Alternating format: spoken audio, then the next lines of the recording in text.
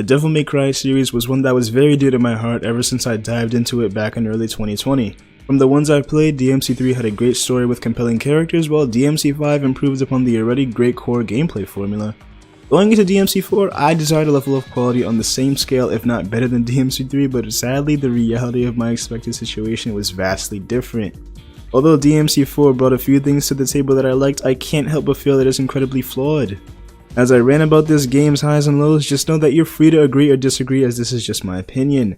Furthermore, this will briefly touch up on the narrative and gameplay differences of DMC3 in an attempt to further illustrate my points, so if you don't want story related spoilers, you might want to skip to the timestamp I labeled on the screen. Without further ado, let's begin. DMC4 takes place on the island of Fortuna, and it follows the main character Nero, a member of the Order of the Sword. The people that it's composed of worship the Demon King Sparta, but Nero is nonchalant about the whole idea of reverence. At the beginning, Nero's girlfriend Kyrie is singing during a service until shortly after, when Dante goes sicko mode and shoots the High Priest Sanctus in the head point blank. Dante soon escapes the facility following an interaction with Nero, and Nero is ordered to track him down. While on the mission to recover Dante, Nero finds out that the Order of the Sword has plans to revive the Savior in order to conquer the world, and switches to Dante's side. In response to this, the Order holds Kyrie hostage, which to no surprise infuriates Nero. With the Yamato in hand, Nero engages with the newly revived Sanctus in a fight to the death. Nero loses and is absorbed into the Savior to power its core. Dante understands the severity of the situation and takes the lead, ripping through hordes of knights until he eventually reaches the exterior of the Savior. Dante does his part in doing damage to the Savior and breaking Nero out of his core, and urges Nero to finish off the fight for good. Nero encounters Sanctus and finally slices him up without a second thought. Kyrie is then saved after many failed attempts. Nero, Kyrie, and Dante then reconvene on land. Sanctus tries yet again to destroy them, but Nero finishes things off for good again. At the conclusion, Nero and Kyrie share a kiss. Roll credits. Okay, where do I start? Now, I don't have an issue with the narrative concepts in themselves because I did find them to be interesting. Usually in mythology and religious texts, angelic beings are associated with benevolence and order, while demons are associated with chaos and corruption. The twist in the story here is that Nero and Dante, the demons, are revolting against corruption levied by those who are basically the angels. But where it falls apart is the characterization, how it fails to elaborate upon the characters it introduces. Let's start with Nero. Nero's writing seems like he's trying to be a mix of Dante and Virgil, which decently works. The Dante side of him is apparent through him mocking his foes, placing himself in vulnerable situations, and generally just having a fun time with what's thrown at him. However, Nero at times can feel detached, but it's not the same type of detached as Virgil. In DMC3 and 5, at least you understood that Virgil's reasons for being so cold were rooted in a traumatizing past. Having watched his mother die while not having the strength to act is what drives Virgil's quest for power. He literally says that might controls everything, and without it you cannot protect anything, let alone yourself. It's not explicitly stated, but it's implied that Virgil harbors guilt in not acting, which is why he seeks power, to prevent those same mistakes from resurfacing. Power is the only means for survival. It is the only way you can sustain any form of life in a world plagued with hardship. He's detached from the world because of that obsession. That's what his inhumane nature is rooted in. And I really wanted to see some type of backstory in Nero as well. We know that Dante and Virgil's characters are expressions of varied reactions from the same event, but we don't know anything about Nero. How did he grow up? Why does he act the way he acts? Why is he prone to so many violent outbursts? Nothing is explained. Midway through the game, they establish that he has a spiritual connection to Virgil, which is made apparent through the Yamato repairing itself, but they never do anything with that idea. Nero doesn't follow up with Dante on what the Yamato is or who Virgil is. It just feels like there are so many things about Nero's backstory that aren't explored in this game that could have been. I mean, why establish the framework but not build on it? It's just jarring how they mixed two compelling characters and got a character with way less substance as a result. Kyrie isn't an interesting character either. I mean, she's mute for 70% of the game, we know next to nothing about her character, and she doesn't question any of the shit that's going on. She literally has no character. She's just there to fulfill the damsel in distress narrative of the game. In the prologue, it's obvious that Kyrie and Nero are dating, but when did they meet? And how? In the novel DMC4 Deadly Fortune, it's stated that they met at an orphanage, which could potentially explain Nero's coldness, but think about it, if I have to consult an external form of media to understand important parts of a game, then that's bad storytelling on the game's part. And then we have Sanctus, who is the most bland villain of all time. He shows next to no emotion, has the most generic ambition, and he isn't fleshed out at all. Everyone else is honestly just okay or forgettable. It's just so disappointing because DMC3's story got me hooked upon further exploration, and yet DMC4 doesn't even live up to it. DMC4 introduced a fresh new concept revolving around demons versus angels, but when the character dynamics just aren't there, it's hard to get invested. Well, since we got the appetizer out of the way, I think it's appropriate for us to get to the main course, the gameplay. Devil May Cry is entertaining for so many people because of how intricate the combat is. You start out with a limited skill set, but as you progress through missions you gather resources that you can use to buy new moves, and eventually you'll have a large toolkit of deadly attacks that you'll string together at your leisure. In addition to that, you'll have to watch the style meter to make sure that you're being flexible with your move choice, and you'll need to avoid getting hit because that deducts from the meter.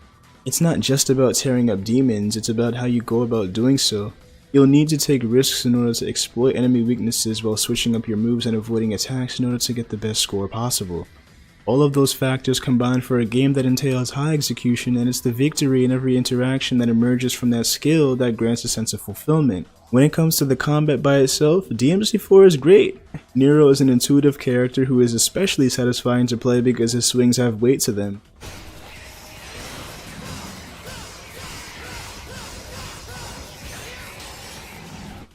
His screams combined with the screen shaking and sound effects convey genuine anger in each blow. And it's important that a hack and slash game acknowledges sound work because you want to feel like you're doing damage. You want to see enemies in that vulnerable state as a result of your dexterity. And DMC4 combat is satisfactory in itself, but what about the elements that surround it, like the level and enemy design? It's very important for the missions to flow and that they feel fun to run through in conjunction with placing enemies with fairly designed strengths and weaknesses around areas that correlate to the respective qualities of your own characters, but, well, this game does not deliver on those fronts. First off, we're going to attack one of the main problems I have with DMC4. Camera angles. Now, when it comes to the visuals of the game's world, everything looks beautiful and I acknowledge that, but the game wants to make damn well sure that you understand the amount of care that went into it, and they go to absurd lengths in order to assert their craftsmanship. It seems that for every staircase you get to, every corridor, every edge, and for every corner you pass, there is a shift in perspective.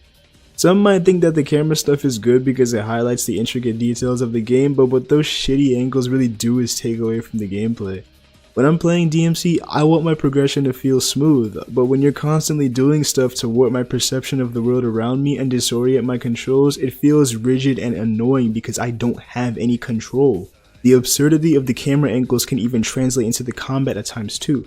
Part of the appeal of DMC is taking risks in order to up your style meter, switching through your kit, avoiding attacks. When I get hit, I should feel like there was a fault in my own execution. I got hit because I made a mistake. Let me switch up my approach so that doesn't happen again. The underlying sense of adaptation is there because you can process what's going on around you and understand what you did wrong. But when I get hit by stuff I can't see or react to because the cameraman is on crack, I just feel like I got bullshitted. I didn't get hit because of a lack of skill or something I can fix with adaptation. I got hit because the game doesn't fucking work. But let's dive into the actual level design, which is a mess in my opinion. The earlier missions are fine because the strict emphasis on combat is there, but when you get to Fortuna Castle and onwards, holy shit, it starts to become a slog. There is such a large emphasis on platforming in this game, which is odd considering the way the air physics work. Adventure Sonic is liberated in the sense that you have full control over his air drift and you can land accordingly because of that freedom. However, DMC air physics are designed for combat, not platforming. You can't drift in the same way Adventure Sonic can, and a lot of the times you'll just fast fall straight down with little to no control over your movement. It's when they pair those rigid controls with frustrating level design that I get pissed off. I can't see what the hell is going on above me, so how can you expect me to maneuver accordingly? In this level you want me to deal with annoying grappling from orb to orb, but when I fall you punish me via respawning the same enemies every time. Stop designing platforming based levels when the game at its core is obviously not designed for that.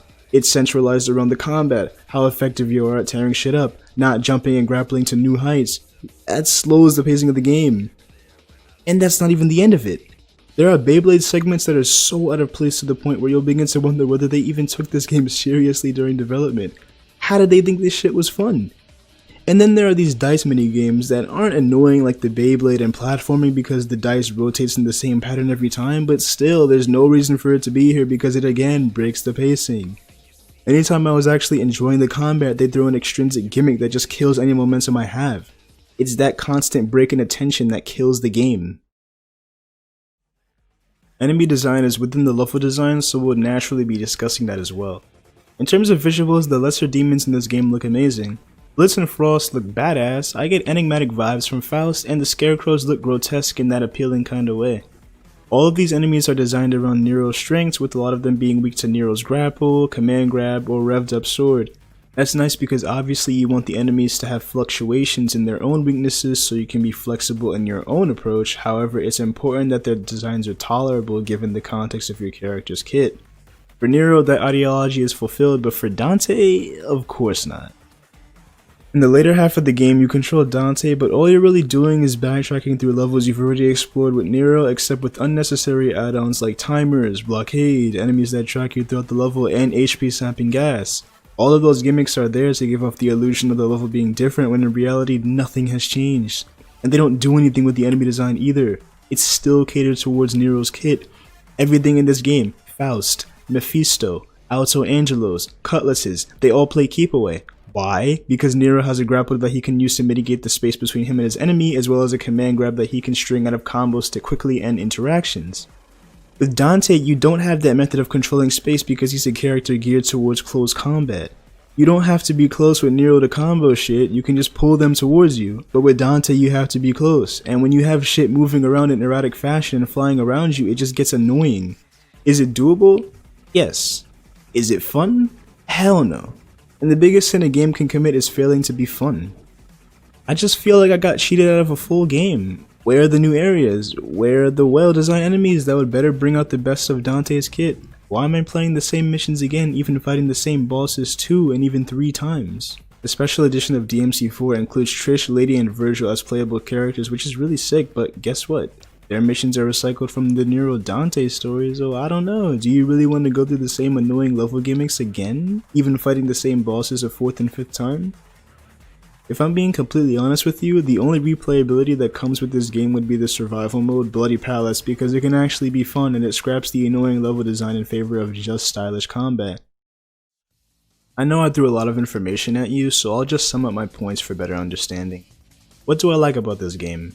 Well, the story concept of demons versus angels is an interesting take on a DMC plot.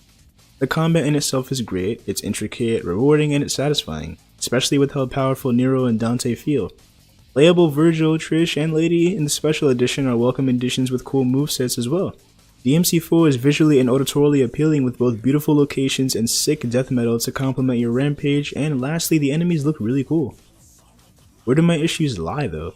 The narrative barely fleshes out their newly introduced characters and they come off as forgettable as a result. DMC4 has too many absurd camera angles that make the game frustrating to play. The game presents tedious level gimmicks like platforming, Beyblades, and dice minigames that feel out of place. And lastly, the second half of the game features backtracking through levels you've already explored with enemies that aren't even designed for your current character. Anytime I started having fun, the game just threw something at me that broke the flow of my progress. I contemplated dropping this game so many times because of how tedious the missions were. I would have been even more pissed off if the game was full price given the main campaign recycles so much content and doesn't even feel finished, but luckily I only dropped 25 on it. Do I think it's a decent standalone game? Yes, I mean the combat philosophy of DMC is there, so how can it be a straight up bad game? However, there's just so much awful shit that surrounds the combat and I can't give this game anything higher than something around a 7 out of 10. Thanks for listening and have a great day. See ya.